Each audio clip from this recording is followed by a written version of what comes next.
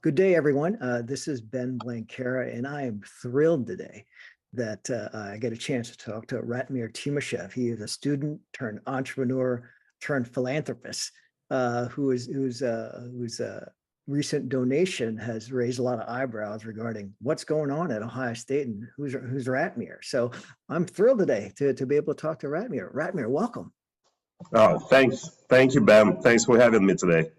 Yeah, so Ratmir, in May, your family made a very large donation to Ohio State, and we just really want to today just talk a little about who you are, kind of what what led to this donation, and kind of what your vision is for. So let's start out with sort of basic. So I was reading a little bit, and in 1996, I think is when you came to Ohio State as a student, right? You're going to get your PhD in It was 92, 92. 92. Okay. All right. And I think I met you probably in 98, 99. Yeah, 98, 99. Yes. In the technology community in Columbus. Exactly. So let's go. Let's start a little bit at the beginning, right? I mean, the punchline is you've gotten to the place that you've created some really great businesses, and you're getting back to Ohio State in order to create the Software Institute. But let's go back to the beginning. How'd you get to the United States, and just let's go through a little bit about your background. Sounds good, Ben. Yeah, I'm like you said, I'm a technology entrepreneur and a technology software investor. I came originally to Ohio State back in 1992 as a grad student to the chemical physics graduate program. That program was created and led by Professor Miller. And by the way, it was and still is one of the best chemical physics programs in the country or even in the world. Chemical physics is an area of science that studies chemical reactions from the laws of physics standpoint. So it studies chemistry from physics standpoint. So it is an area of science that is on the border of chemistry and physics.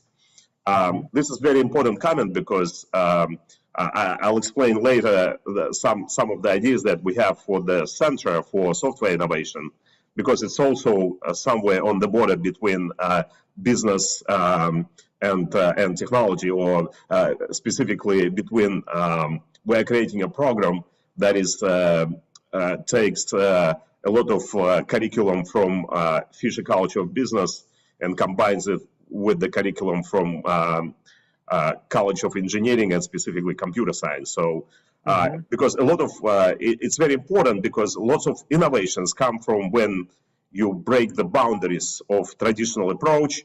For example, like biochemistry, which is on the border of biology, medicine, and chemistry, right? And biochemistry one day soon will cure cancer, right? So you need not just biomedicine, you need also chemistry to contribute to, it's just one good example. Or another good example would be bioengineering, that one day soon you will be able to print an arm or a liver on a 3D printer for people who need a new arm or a new liver transplant, right? So, this concept being kind of on the border of different trends is where the innovation normally takes place.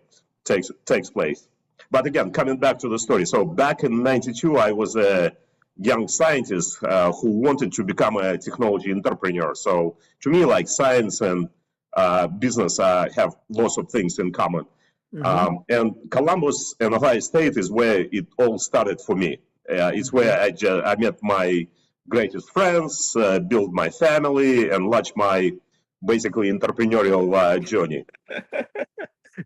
Do you think your family could have imagined this happening to you when you came to Ohio State? No, I mean, it's like I came to Ohio State, and my parents and my grandparents were just really not sure what I'm doing. Like, they encouraged me always, but they were a little bit concerned about like me going going to a different country and far away and doing different things. But yeah, it was a cool experience. But the Ohio State and the community was so welcoming, and so to me the adjustment was pretty easy. I mean, it was still difficult. Sure. I remember a story. Somebody told me that, when you go to a new place, you always go through 3 stages. The first stage is like, and that stage could be between 1 minute and 1 year. It's like you love everything, right? So then the next stage is also between 1 minute and 1 year, like you hate everything, right?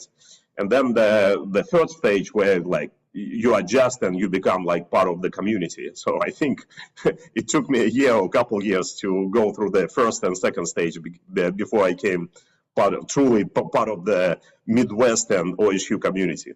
Oh, well, and we are so happy that you did. So let's switch. So you're in college, and then you start out as part of this. You've had this entrepreneur streak. You started a business early selling hardware. Is that what I saw in the bio? And then you decided to go into software. Tell us a little about that. Yeah, again, I grew up wanted to be a scientist because it was very prestigious in my family, among my friends.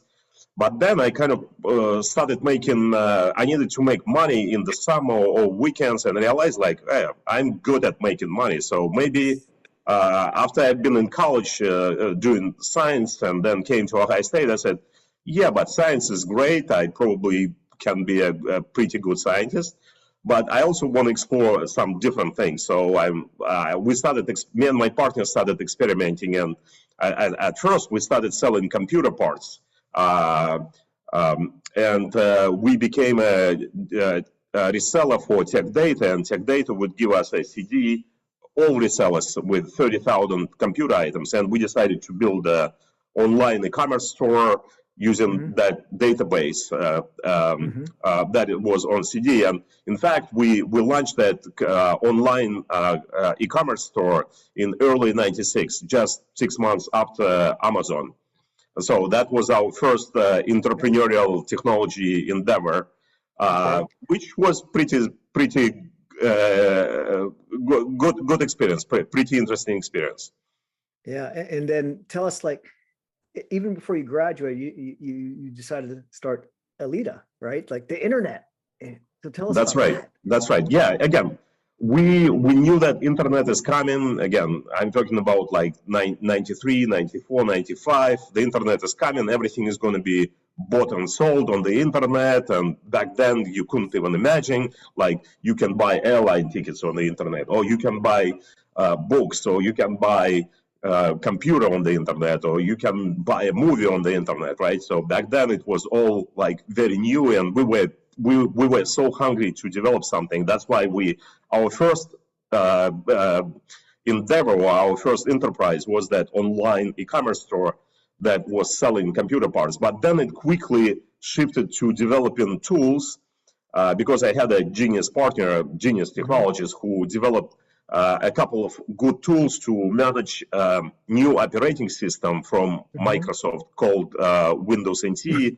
Now it's known as Windows Server. So our first company that we built and started in 96, 97 timeframe, and built from a small apartment close to Ohio State campus. Our first company was a software company developing these tools to help IT administrators at medium-sized or large-size companies, to help them to manage the data centers within the companies. Tools that like would manage the security settings, will help them monitor the systems, the health of the systems, to do the backup and recovery of those systems. And it was all focused on Microsoft technologies and Microsoft operating system, Windows Server, and enterprise applications such as SharePoint, Exchange Server, SQL Server, Active Directory. And we grew that company from zero in 96, 97 to over 30 million, all organically, just basically bootstrapping and learning everything as we go, because we didn't know, we were just scientists, right? So we had to make tons of mistakes, and we did make, even though we had good advisors and mentors in Columbus, we still made tons of mistakes. And That company grew to, as I mentioned, to over 30 million in 2003 when we sold it to one of our top competitors, which was at that time a public company. The company was called Quest Software. And by the way, Quest still has a big office in Columbus. Almost 20 years later, right? So we sold it in 2003, beginning of 2004, and Quest acquired our company, and we had great people, and Quest really liked our office and the people that we had. So 20 years later, Quest still has the pretty big office in Columbus because of us, and employs a lot of people in that office. We sold it for 115 million, and that was our first huge success. I remember that. I remember when that happened because we hadn't had that many exits, as they call That's it. right. That's right. Yeah, Columbus and at that time wasn't known for good technology exits, right? So yeah. So that was a pretty big milestone. If I remember correctly, you never ended up finishing your PhD because you decided to do this. I mean, that's a pretty big deal. That's exactly true. Like, yeah, I came to my scientific advisor, George McBain. I said, George, I'm gonna quit. And he asked me, it's like, can you please stay? I said, how long? It's like, you need to finish your master's. But I said, I already have master's. Okay, you need second master's in chemical physics. I said, okay, how long will it take? He said, 3 months. Okay, I said, I'll stay for 3 months. And then he made a second attempt. He said, what about PhD? Like, you're on the right track. I said, how long will that take? He said, probably 3 years. I said, George, no way I'm gonna stay another 3 years, because as a scientist, I want to go in and be a technology entrepreneur. Oh my goodness. So this is really fascinating to me. I mean, you went all in. You went out of being a scientist. You started becoming an entrepreneur. Like, I'm curious. Like, what do you think made that first venture successful? I mean, that because you said you had created great products, but is that enough? Yeah, I always tell the story. I'm being frequently asked by especially young people, like, what does it take to create a successful software or technology company? I always say it's very simple. You have to be at the right time, at the right place, and create a brilliant product. So, and that's what we've done. It back then when we were doing that, we didn't know about that. But yeah, Columbus was the right place, and Microsoft Windows Server was the right place or the right time. Because Microsoft just released. So you want to be very early in the emerging market and capture and create a brilliant product for that market. So that's the right time. I always explain that sometimes, that there is a misperception that you need to be the first in every market. So there is a first mover advantage. Yep. No, that's not correct. I don't believe. Like, if you in that theory, if you look at all the successful companies, Google wasn't the first search engine. Facebook wasn't the first social network. Apple iPhone wasn't the first smartphone, and Microsoft Windows wasn't the first operating system. Right. So you want to be at the right time and at the right place when everything comes together, and you want to just create the brilliant product.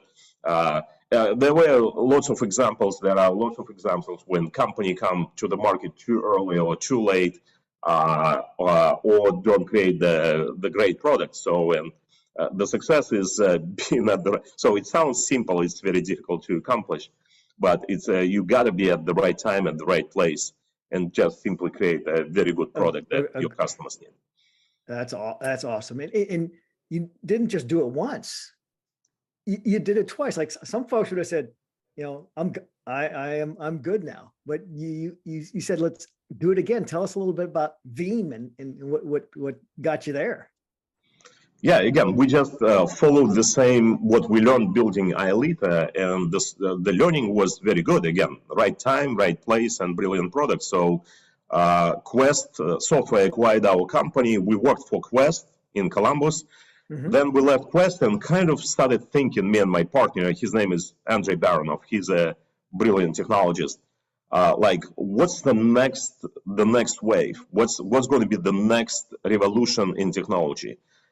Especially in our area, again, and I always describe like every 10 years there is a new technology layer. Like back in 50s and 60s, you had mainframe computers, then you had Unix, then you had Windows, then you had Linux, and then there was early 2000, around 2005, 2006, when it got a really big traction among large enterprise customers and mid-enterprise customers, the technology called virtualization, or virtual machines.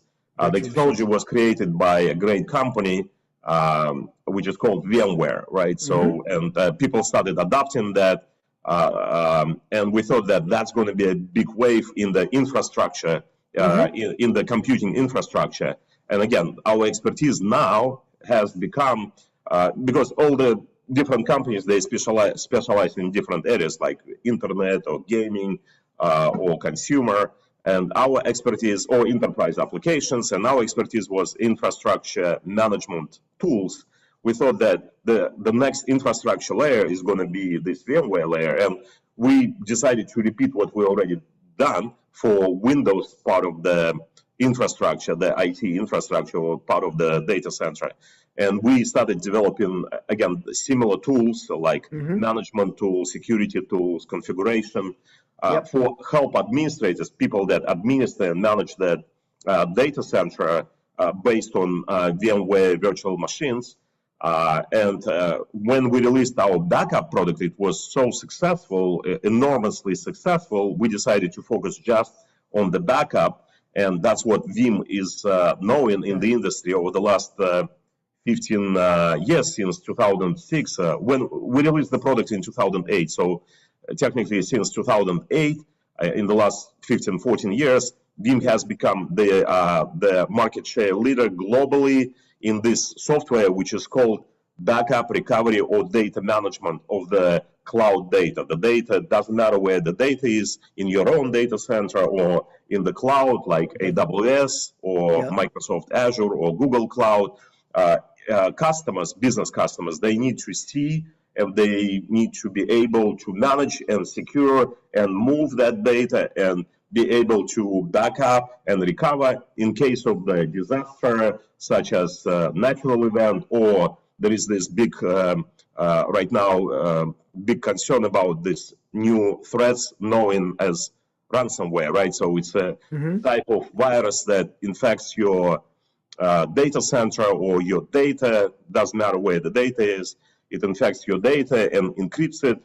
And those bad people, hackers who are trying to extort money from you, it's called ransom. They're asking for ransom to unencrypt your data. So there is the ransomware has recently become one of the biggest threats, not just for IT people, but for business people in general. And that's where Veeam helps medium and large enterprise customers, from banks to government to education to universities. By the way, Ohio State is a big medical center. Western Medical Center is a big customer of Veeam. They need Veeam software for them to protect the data, backup, recover data. Gotcha. So, I could talk all day about sort of your business, but I want to get back to sort of like the donation and those kind of things. But today you have gotten out of Veeam, right? You still have a large interest, but you're out of Veeam, and now you have started another company. Is that correct? Yeah, and me and my partner started our third company. It's called Object First, and it creates a storage appliance, physical storage appliance. So where those customers that use Veeam can store their data. So gotcha. Veeam is the software that does backup and recovery or data orchestration. But customers need to store that data somewhere, and that's what our new company called Object First provides, this physical appliance. Veeam has a very broad ecosystem of partners, including Dell, EMC, Yeah. HPE, Cisco, NetApp, and many young vendors like Nutanix and Yeah. Pure Storage and so on, that customers use their storage. So we are creating an appliance that basically will compete with those other vendors in terms of supplying the storage where Veeam customers can store their data. Gotcha. So you just keep on going with new ideas and innovation. That's exciting. So first of all, congratulations. That's just an amazing sort of story, and it is very inspirational for lots of folks. And then was it right time, right place, brilliant product? That's right. That's right. So let's shift to this sort of donation and why? Like, I mean, so the math is your last investment or donation was 110, and prior to that you had actually donated 17 to rebuild the music school, and I think the number was 5 to donate to endow some chairs and things like that for research. That's so most folks have been done with 5 and then hit 17 and 100. So what's the backstory, Ratmir? I mean, that's pretty strong. Again, me and my wife Angela will always be tremendously grateful to Ohio State and Professor Miller, who gave us the opportunity to come to Columbus and be a student, graduate student. And this gratitude drives our commitment to invest in the next generation of Buckeyes. So again, Ohio State and Columbus gave us so much in terms of like friends, mentors, connections, and like this deep sense of community. And also I always joke about my Midwestern accent, right? So it's obvious. It's now did you say you met your wife at Ohio State? Yes, I met my wife, and our 2 older kids were born in Columbus in 2003 and 2005. Oh, okay. So we have lots of connections to Ohio State and Columbus. Oh, so and yeah, today I'm so energized and humbled to be able to invest back in Columbus and those that rising generation across Ohio and the Midwest. Absolutely. Working together with Ohio State University and through our foundation, the Timashev Family Foundation. So like you mentioned, yeah, originally, yeah, we've always been close to Ohio State, but, and I remember when I was a student, I had some friends, I told them that I'm so grateful to Ohio State, the first $1 million I'm going to make, I'm going to donate it to Ohio State. So, and that came about in 2016 when I had Veeam had extra cash, and I convinced Veeam to give the first gift for $5 million, including the new data financing or helping supporting new data analytics department, and as well as Professor Miller and chemical physics program with some endowed professorships and similar things. And then, yes, and 4 years later, in 2020, then I'm personally donated with my wife. Our family foundation donated 17 million to for the new music building. And this latest announcement is designed to build the new, what we call together with Ohio State University, the Center for Software Innovation. Center for Software Innovation. Let's unpack that a little bit. That's what's your vision? Like what's the legacy that you want this to be? Again, our plan or our vision is basically to make Ohio State and Columbus and Central Ohio to be known as the high-tech Mecca. Okay. So we want to develop a community and the program that attracts talented students, faculty members, industry leaders to Columbus and to Central Ohio. The idea for, in simple terms, again, the Timashev Family Foundation, me and my wife, committed $110 million, and we we agreed with Ohio State to divide this money in kind of 3 buckets. So the buckets are, the first will go into building a brand new, the anchor building in the new Ohio State Innovation District. It's going to be a beautiful new building, probably huge, the largest, maybe even the largest building on the Innovation District. Yeah, of course, it's not enough. So Ohio State is looking for other supporters, and I think there are already a few other supporters who are part of this building. Next is going to go into endowment fund that will create a new program.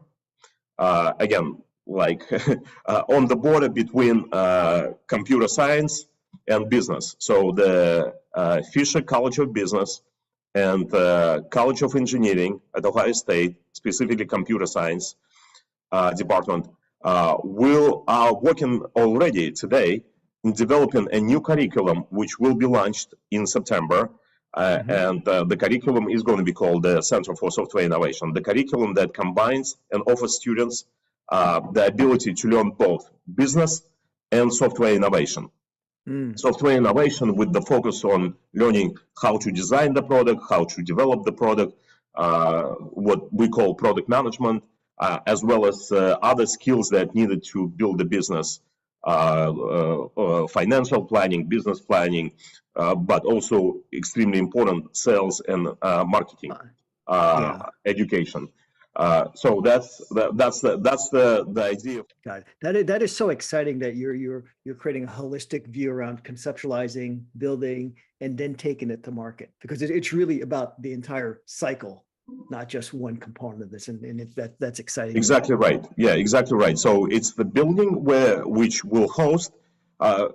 Yeah, the building will have other purposes, but probably the center will occupy 2 floors in that building. So it's going to be the center of the community and the center of the learning classes, and where community can get together and the students can take classes and similar activity. And then the program itself, the curriculum, the academic program that is specifically tailored to teach kids to software innovation, artificial intelligence, cybersecurity skills, and all the skills that are really, really needed today in today's environment. Got it. How will you know that this will have been successful? How would you measure success?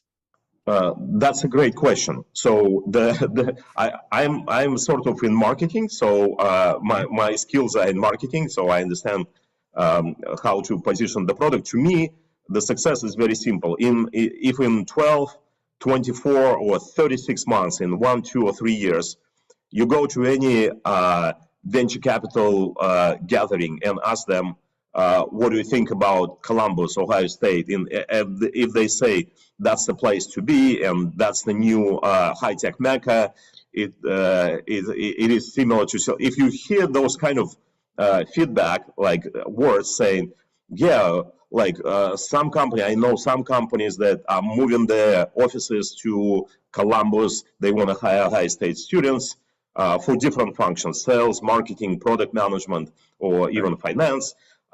If the technology and software companies are moving their offices or opening new offices, not just for the product development, for R&D, but for other functions.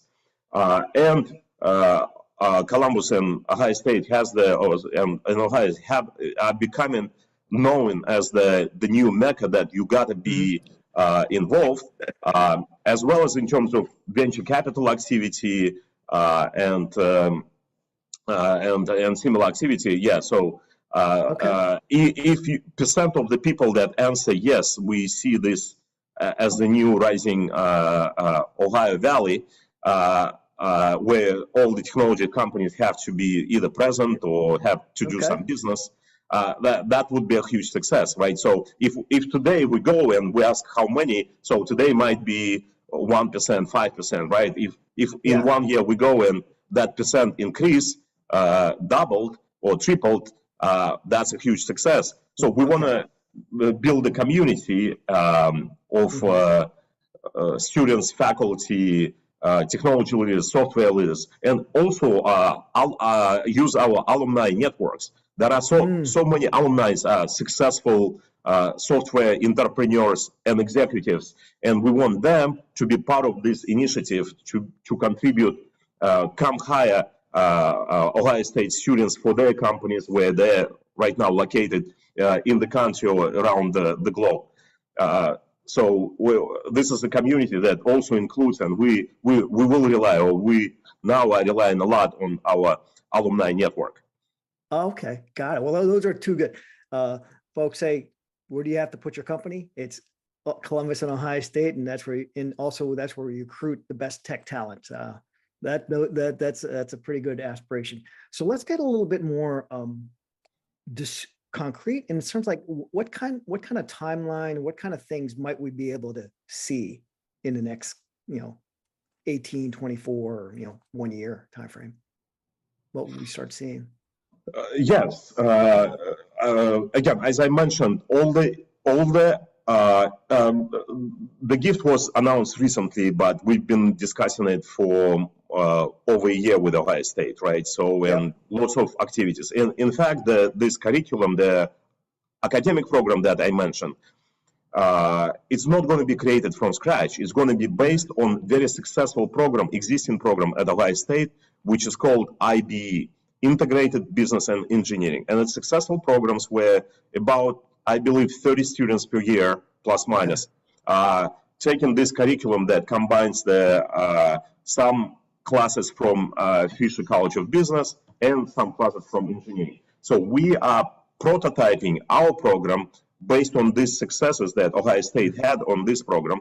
And we're going to launch our program, which is, again, combines the college classes from Fisher College of Business and engineering, but with the more focus on software innovation into the new curriculum. And that process is already going on, and that program is going to start in September. So the first students we will have, so that's the program itself, and that's the core meat of the program, right? So, but the first component, the building, is being designed and architected. Yeah, it might take a couple of years, or maybe even longer, 2-3 years to build it, because it's a major building that needs to be architected, and it's going to be like an anchor building on the new innovation district, huge new campus across the Allentangy River. So, and the third component is I forgot to mention the third component, that this 110 million is divided into major 3 components: the building, the academic program, and the startup accelerator for technology companies. So that program will be probably started in the next 2-3 months. And we are looking to partner with one of the existing, I cannot announce today because it hasn't been finalized, one of the existing accelerator program, a very successful accelerator program in the country or in the world, so that we don't reinvent the wheel. And the idea would be to help faculty and students, as well as alumni, to be able to start the technology company in Columbus. But it will not be limited to only Ohio State students and faculty members. It will attract the best startups from the country to come to Columbus for a 3 months mentorship program. And that cycle will repeat every 6 months. So that accelerator that we are designing right now will be ongoing program where every 6 months we select out of hundreds of the startups around the world, we select 10, 12 startups every 6 months, new startups, to come to Columbus for our mentorship program and our financing to help them to start the company. And they can, if they're successful, they can open an office in Columbus later. They don't have to, but that's the idea. So that's the third major component, like you mentioned. We are looking for a full life cycle of where we can offer everything for the community. We can offer the place to be, the educational program, and then you can graduate to accelerator. And part of the accelerator will be this center of excellence where we will help existing or more mature startups to open an office, sales, marketing, product management offices in Columbus. Wow, and we want a community to be part of this, and alumni and we rely a lot on the alumni network. got it. Got it. This is exciting. We're going to see some massive things in the next 12 months coming out. I'm curious, what's your view on sort of how can the community members outside Ohio State become involved? What can we do to help? Right, we're all excited by this. Yes, we since the announcement a few weeks ago, I know, Ben, you also are getting a lot of requests, and I've been getting a lot of requests from existing Columbus members and business leaders in Columbus and in Ohio, alumni, like how they can be involved. They can be involved in all aspects, and their time, resources. We are going to be opening this, where we will be looking for mentors. We will be building an advisory board. So we are looking, right now we don't have a website yet, but please send me email, and you can also send Ben email. We're in constant communication with Ben. He can forward it. Please send me. We're collecting the database of all people that express an interest. Right now, in any capacity, as a mentor to our accelerator, as an educator in our curriculum program, as just a contributor to our venture capital network, in different capacity. Your time, your money, your resources, your network is absolutely valuable for us to execute on this vision. It's going to be a joint project of all of us active members of the business and entrepreneurial community in Columbus. This is Columbus. When I came, when you were at school 20 years ago, their technology was not something that was highly thought of, and in the last decade, we've seen tremendous growth here in this region. I mean, and I think this is just going to become a massive catalyst to take it over the top in terms of now national prominence as a tech. Exactly, because Columbus and Ohio has everything. It has the best, one of the best universities. It has talented people. It has the great culture. I feel myself as a Midwesterner because I love the culture. I love hardworking, humble, smart people that are plenty in Ohio and at Ohio State. That's why I think we have to, lots of companies will be looking to hire those people and build their presence in Ohio, in Columbus. Yeah. Well, Ratmir, this has been a tremendous conversation. Any last words or anything, what are you most excited about in terms of technology? Because you're always like, what's the next new thing? AI? Yeah, everybody's in the last 2 months since ChatGPT became like popular, make it popular, the AI technology. Now everybody understands what AI is. Like before that, like AI, what is AI? Is it an actual physical robot that will replace us? No, that AI, but ChatGPT is just part of the AI, right? So AI is just deals with data, like ChatGPT or OpenAI specifically deal with the text data, right? With the text. But there are other applications like ChatGPT doesn't yet analyzes the data that is generated by Tesla, by electrical, like how to make Tesla better, right? So it doesn't analyze some other data. So it just shows us what the potential of the AI.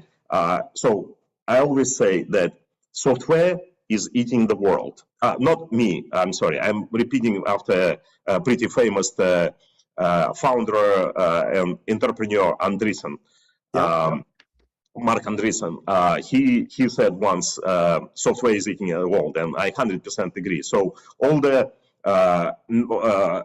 products that now are being created and services, from bank to government, to medicine, to healthcare, insurance, everywhere. The software and AI are the major component in terms of the value creation.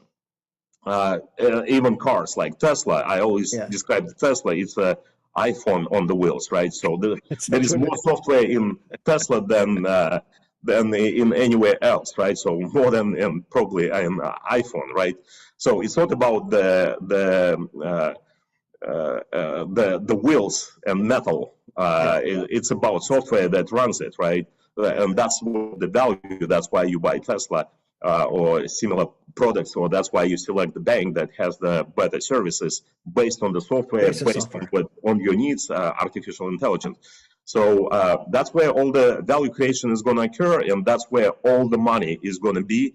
If you want to be successful in your life as an entrepreneur, or just as a just happy life, great job, having a great job, you got to be in software, and software now means also AI, right? So, but yeah, there are other pieces of software that are cybersecurity is also is very demanding area where we want Ohio State students to be known in the country as the top experts, right? So we want Columbus and Ohio State being known as the best place to hire students, the best place to build their companies, the best place, to hire interns from Ohio State, right? So Ohio State, software and AI are the future.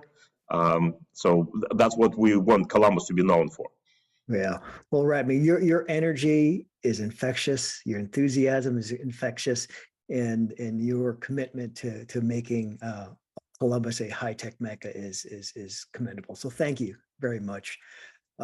Folks, if you are have any questions or anything, just send us some notes. More to come. This is awesome. Thank you, Ratmir. Thank you, Ben. Thanks. Great talking to you today. Great talking to you.